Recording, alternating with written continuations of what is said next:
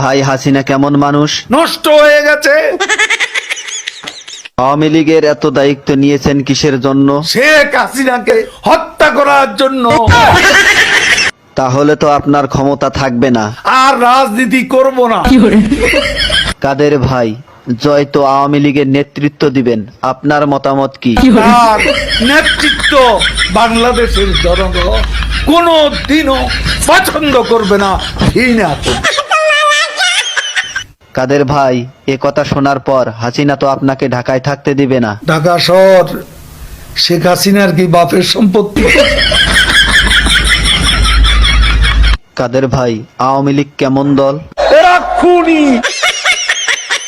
আপনার কাছে শহীদ জিয়া কেমন ছিলেন? সে মহানায়ক, মহাবীর।